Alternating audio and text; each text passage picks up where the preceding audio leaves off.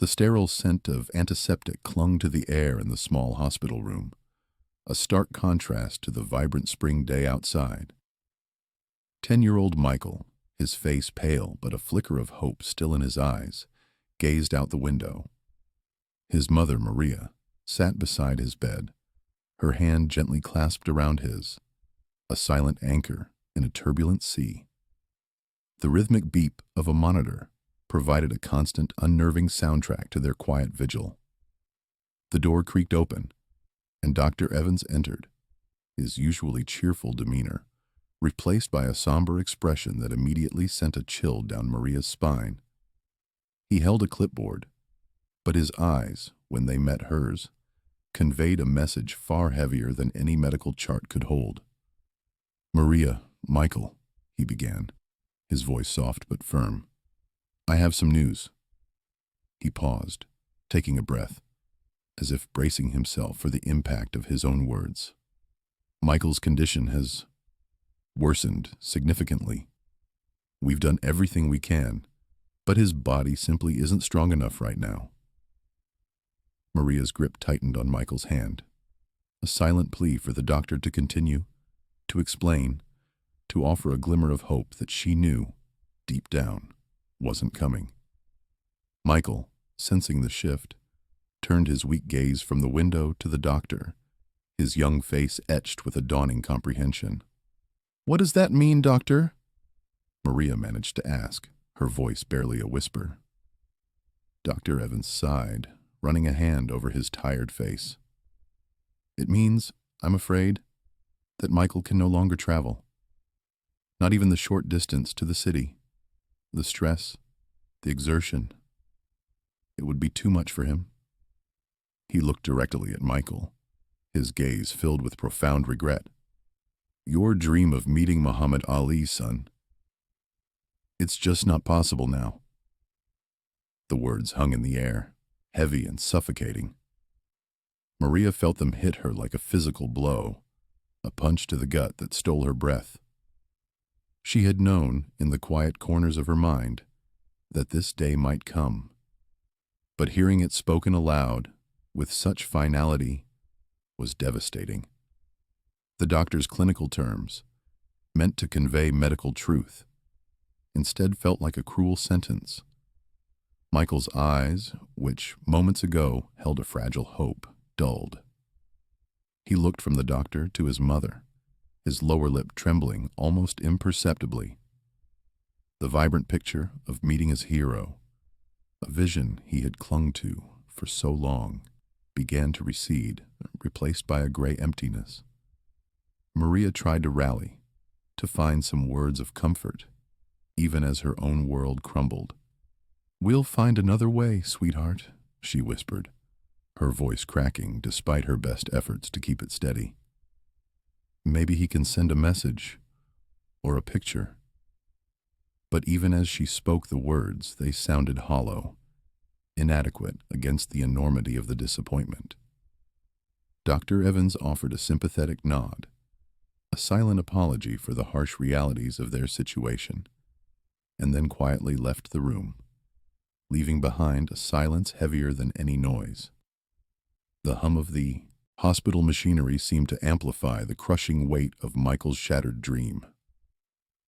Michael turned his head away from his mother, towards the blank hospital wall, a single tear tracing a path down his pale cheek.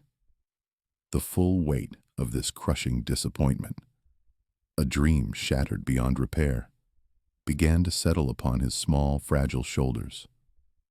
He had held on to this hope for so long, through countless painful treatments and endless days of weakness, and now it was gone. Sometimes, the biggest dreams need the biggest hearts to come true. "I just wanted to tell him thank you," Michael whispered, his voice thin and reedy, almost lost in the quiet hum of the machines. Maria wrapped her arms around him, holding him tighter than ever, her own tears now flowing freely and silently.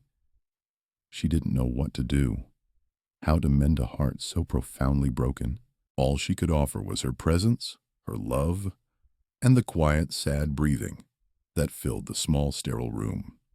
Before we continue, subscribe to the channel and tell us where you're watching from in the comments. The story of Michael, however, began long before that devastating hospital room announcement, in the very heart of Louisville, Kentucky, where he grew up. It was the late 1970s, a time when life moved at a slightly slower pace. His neighborhood was a tapestry of quiet streets, lined with houses boasting welcoming front porches, where children's laughter echoed until dusk. Days were predictable, filled with the routines of school, the solemnity of Sunday church services, and the comforting aroma of family dinners. Michael lived with his mother, Maria, a woman whose strength was as boundless as her love. She was a hard-working single mom, toiling tirelessly to provide a stable, loving home for her son. Nearby, Michael's grandmother, a gentle yet formidable presence, offered an extra layer of support and wisdom, her presence a constant source of comfort. Their lives were interwoven, a close-knit unit relying on each other through thick and thin. In Louisville, Muhammad Ali wasn't just a celebrated boxer. He was a local deity, a beacon of pride and unyielding strength. For young black boys like Michael, Ali was more than an athlete. He was an embodiment of possibility, a living testament to courage and conviction. Michael idolized him with every fiber of his being. His bedroom walls were adorned with posters of the champ, his eyes following Ali's every move. He'd sit glued to the television, watching Ali's electrifying fights with his grandfather before he passed, mimicking the intricate footwork and lightning-fast jabs in the backyard, imagining himself in the ring, victorious. Ali represented a hope that transcended the boxing ring, a hope for justice, for self-respect, for standing tall in a world that often tried to push you down. Even in those early, seemingly carefree years, subtle hints of Michael's future challenges began to surface. He'd get tired more quickly than his friends, sometimes having to sit out during spirited games of tag or pick-up baseball. His doctor's appointments seemed more frequent than those of other children, little blips on the radar that Maria, with a mother's keen intuition, observed with a quiet, growing concern. These were not yet full-blown alarms, not yet understood as harbingers of what was to come, but they were there, faint shadows on the edges of their otherwise bright lives. Maria worried, of course, but she was careful not to let her anxieties overshadow Michael's childhood joy. Michael's dream of meeting Ali wasn't a fleeting childhood fancy. It was a deeply rooted aspiration, nourished by the champion's profound impact on his life and community. He spoke of it incessantly, his young imagination conjuring vivid scenarios, what he would say, how Ali would respond, the warmth of his smile. This dream, vibrant and persistent, became a guiding star, particularly as his health began its slow, insidious decline. It fueled his spirit, offering a powerful antidote to the growing fatigue and limitations that started to creep into his daily existence. As the days turned into weeks, and weeks into months, the initial subtle signs of Michael's illness became more pronounced. Frequent colds lingered, an unusual fatigue became a constant companion, and his once hearty appetite waned. Maria, ever the optimist, initially dismissed these as normal childhood ailments, common sniffles, and growth spurts.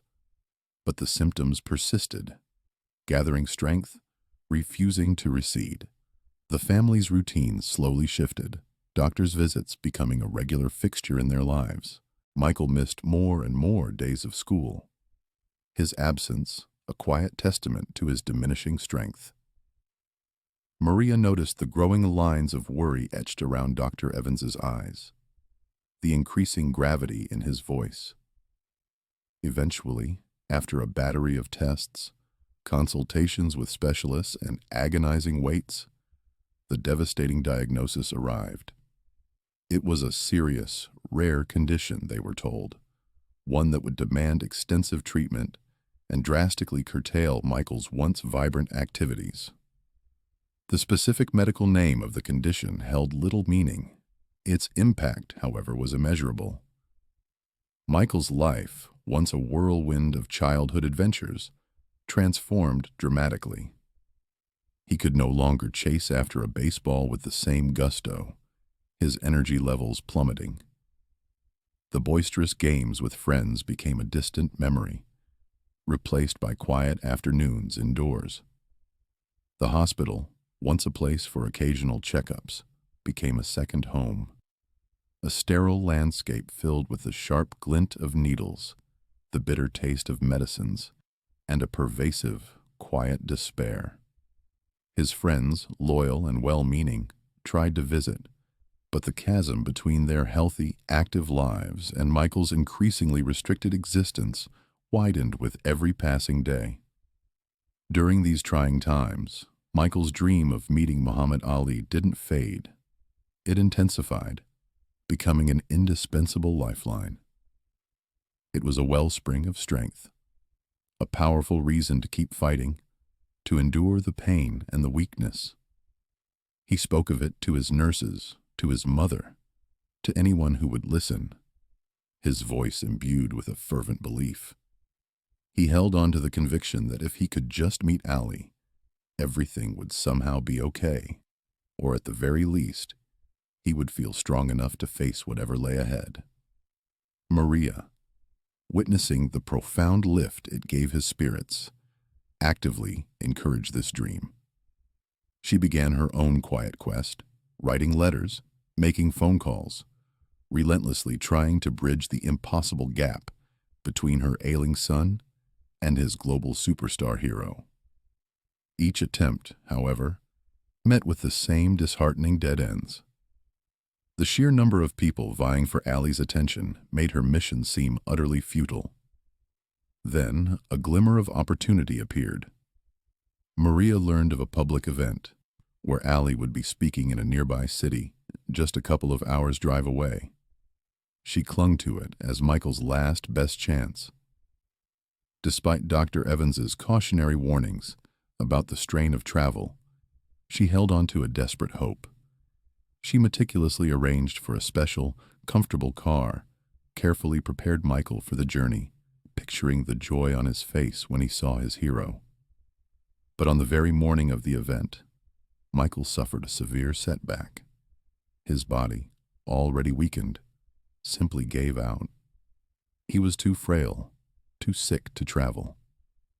This cruel twist of fate led directly to that somber scene in the hospital room, where Dr. Evans, with a heavy heart, confirmed the crushing impossibility. As the days turned into weeks and weeks into months, the initial subtle signs of Michael's illness became more pronounced. Frequent colds lingered, and unusual fatigue became a constant companion, and his once hearty appetite waned.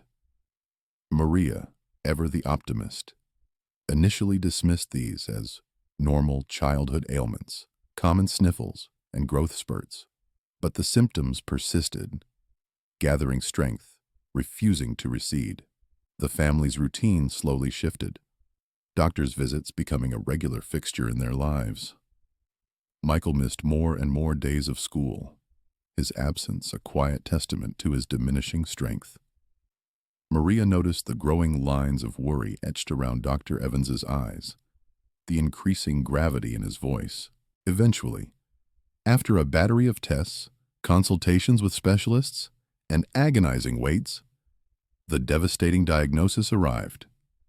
It was a serious, rare condition, they were told, one that would demand extensive treatment and drastically curtail Michael's once vibrant activities. The specific medical name of the condition held little meaning. Its impact, however, was immeasurable. Michael's life, once a whirlwind of childhood adventures, transformed dramatically. He could no longer chase after a baseball with the same gusto, his energy levels plummeting. The boisterous games with friends became a distant memory, replaced by quiet afternoons indoors. The hospital, once a place for occasional checkups, became a second home, a sterile landscape filled with the sharp glint of needles, the bitter taste of medicines, and a pervasive, quiet despair. His friends, loyal and well-meaning, tried to visit, but the chasm between their healthy, active lives and Michael's increasingly restricted existence widened with every passing day. During these trying times, Michael's dream of meeting Muhammad Ali didn't fade. It intensified, becoming an indispensable lifeline. It was a wellspring of strength, a powerful reason to keep fighting, to endure the pain and the weakness. He spoke of it to his nurses, to his mother, to anyone who would listen, his voice imbued with a fervent belief. He held on to the conviction that if he could just meet Ali, everything would somehow be okay, or at the very least, he would feel strong enough to face whatever lay ahead. Maria, witnessing the profound lift it gave his spirits, actively encouraged this dream. She began her own quiet quest, writing letters, making phone calls, relentlessly trying to bridge the impossible gap between her ailing son and his global superstar hero. Each attempt, however, met with the same disheartening dead ends. The sheer number of people vying for Ali's attention made her mission seem utterly futile. Then, a glimmer of opportunity appeared. Maria learned of a public event where Ali would be speaking in a nearby city, just a couple of hours' drive away. She clung to it as Michael's last, best chance.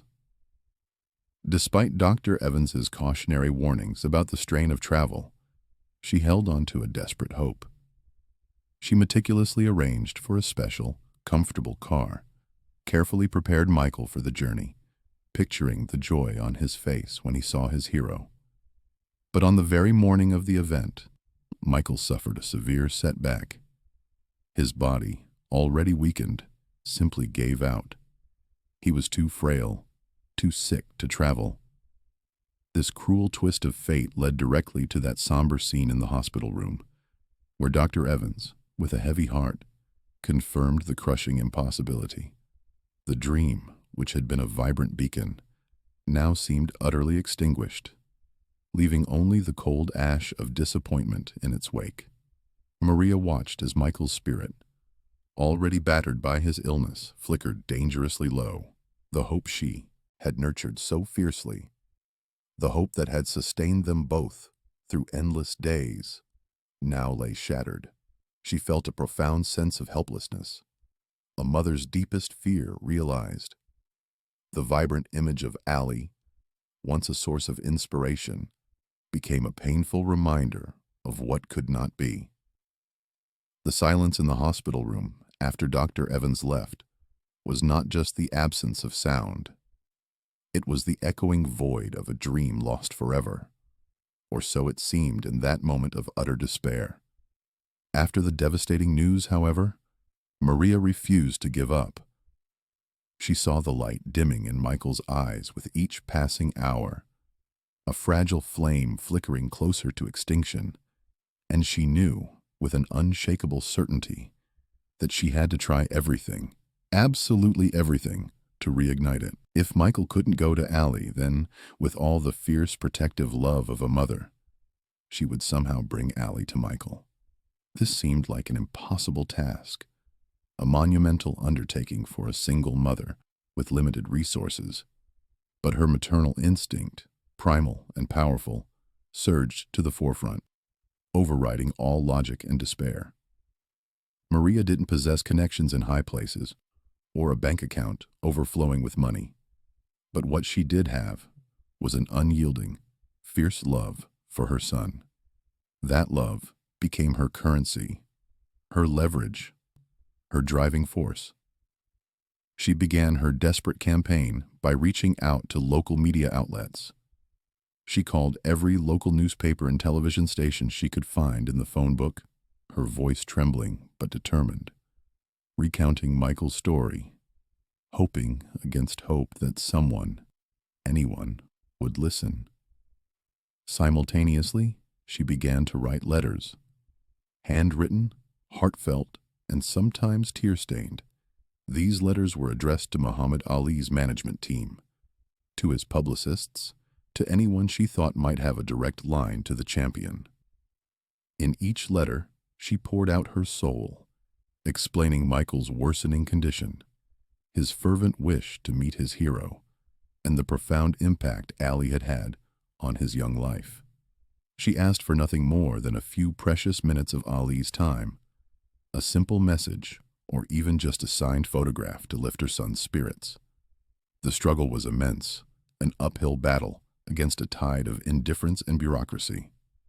Most of her attempts were met with polite but firm rejections, or, more often, with the deafening silence of no response at all. Ali was not merely a celebrity. He was a global superstar, constantly in motion, his schedule meticulously planned, months, even years in advance. Countless individuals, just like Michael, yearned for a moment of his time. Maria felt small and utterly powerless against the vast, impersonal machinery that surrounded such a towering figure. Each rejection, whether a curt phone call or an unopened letter, was a quiet, internal blow, a fresh wound to her already fragile hope. Yet for Michael, she pushed through the pain, fueled by an unwavering resolve. Then a glimmer of hope, faint but undeniable, pierced through the gloom. One local reporter, a keen and empathetic young woman named Sarah Jenkins, who worked for the Louisville Courier-Journal, happened to catch wind of Maria's relentless efforts. Sarah was deeply touched by the mother's unwavering love and Michael's simple, yet profound, dream. She saw beyond the typical human interest story. She recognized the raw courage in both mother and son. Moved by their plight, she decided to write a small article, a short piece tucked away in the community section, about Michael and his hero. Her intention was simple. She hoped it might just catch someone's eye, someone who could make a difference.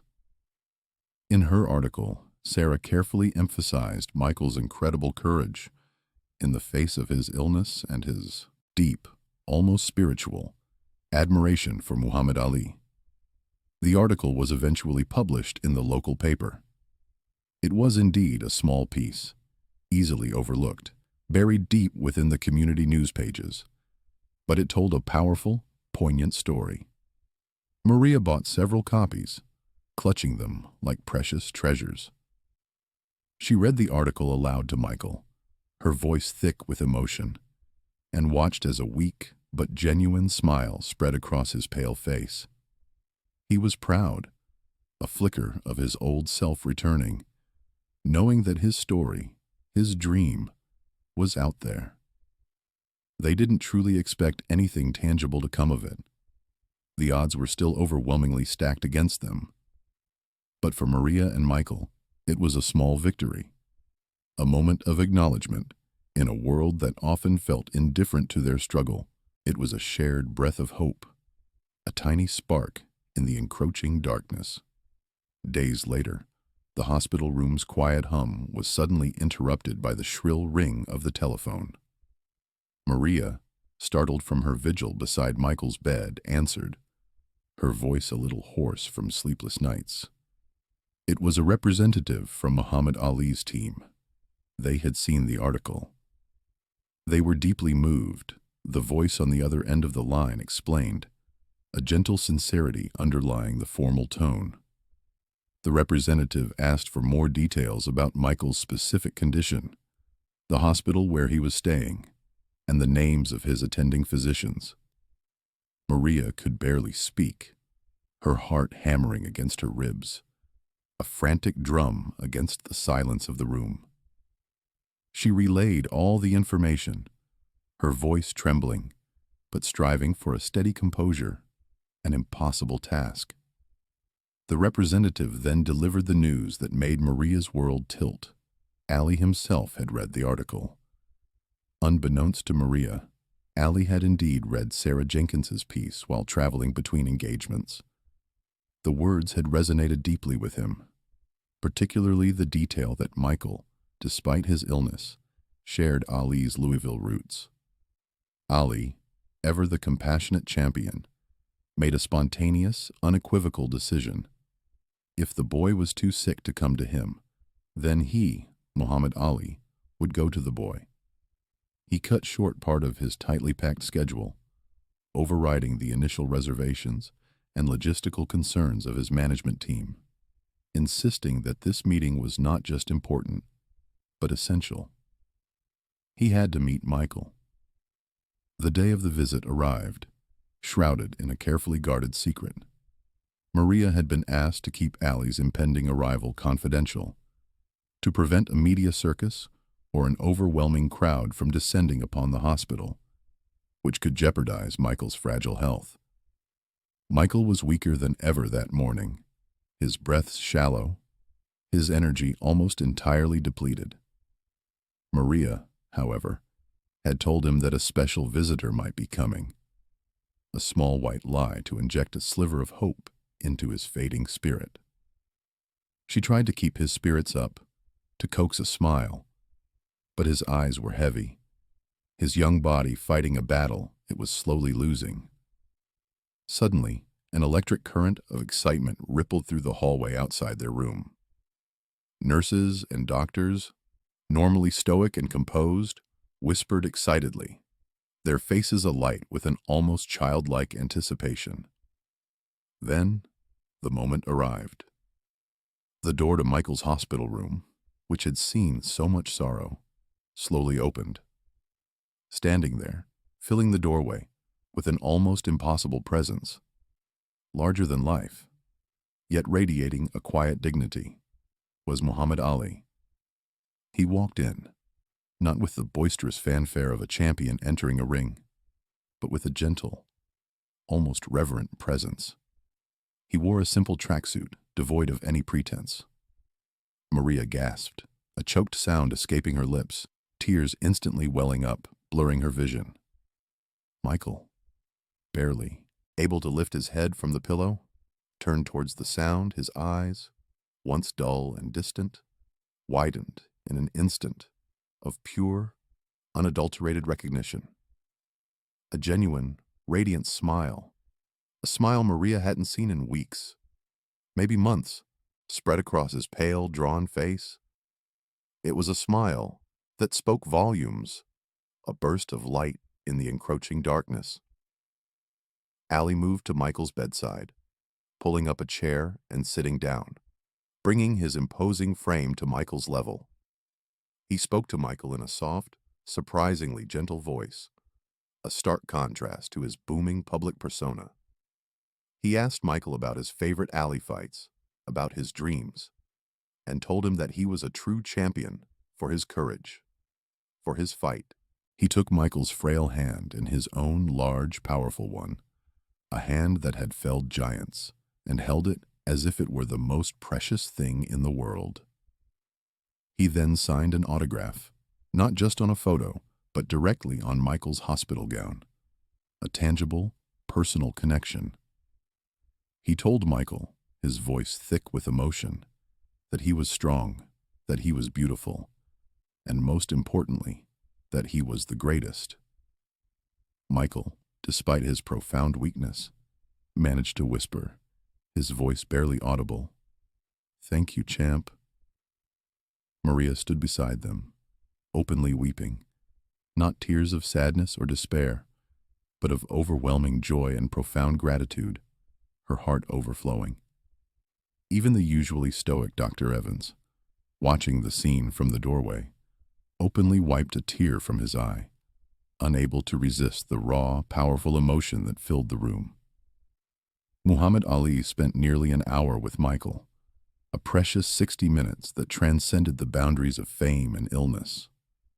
He talked softly, his voice a balm, and laughed gently, a sound that brought an unfamiliar lightness to the sterile hospital room. This visit, brief in the grand scheme of time, was eternal in its impact, a moment frozen in the hearts of all who witnessed it. A few days later, cradled in the warmth of his mother's love and the indelible memory of meeting his hero, Michael passed away peacefully. Maria held him close, her tears a mixture of profound grief and an unexpected, quiet peace. She truly believed that Ali's visit had given Michael the solace, the joy, and the dignity he needed in his final moments. A beautiful, powerful send-off from a world he had fought so hard to remain a part of. He had left with his biggest dream fulfilled. The story of Ali's compassionate visit to Michael, though not widely publicized through grand announcements, spread organically. It circulated through the quiet admiration of the hospital staff, the hushed conversations of the community, and the personal accounts of those who were there. It solidified Muhammad Ali's reputation, not just as an unparalleled boxing legend, a master of his craft, but as a man of profound humanity and boundless empathy. This act of kindness, born from a simple newspaper article and a mother's plea, became one of countless such gestures that defined his character outside the boxing ring, showcasing a heart as powerful as his punch. It was a testament to the fact that his greatness extended far beyond athletic prowess, touching lives in ways that truly mattered. For Maria, the memory of that extraordinary day became an enduring source of profound comfort, a beacon in her darkest hours. She carried the vivid image of Michael's radiant smile, a smile brought forth by the sheer presence of Muhammad Ali deep in her heart. It was a treasure she would hold on to forever. She found an unexpected strength in knowing that her son's most cherished dream had come true, realized through the immense kindness and generosity of a global icon. Maria continued to live in Louisville, a quiet advocate for children's causes, dedicating her life to honoring Michael's memory and ensuring that other children might find the support and love they needed. She never forgot the day a champion, a true legend, had personally brought light, hope, and joy into her family's darkest hour, transforming a moment of despair into one of profound grace. This story isn't merely about a famous boxer and a sick child. It's a powerful testament to the transformative power of human connection, the profound significance of a simple act of showing up, and how one person's genuine kindness can bring immense comfort, dignity, and peace in the face of unimaginable suffering. It serves as a poignant reminder that true greatness lies not solely in what we achieve in the public eye, or the accolades we accumulate, but in how we choose to treat others, particularly those who are most vulnerable, those who are fighting battles unseen. It underscores the profound idea that sometimes the greatest battles are fought not with fists, but with compassion, with empathy, and with an open heart. And often, the most significant, most enduring victories are won not in roaring arenas, but in the quiet, intimate corners of a hospital room, where a champion's presence can heal a heart and fulfill a final dream. It is a legacy of love, strength, and the enduring power of human connection that continues to inspire us all.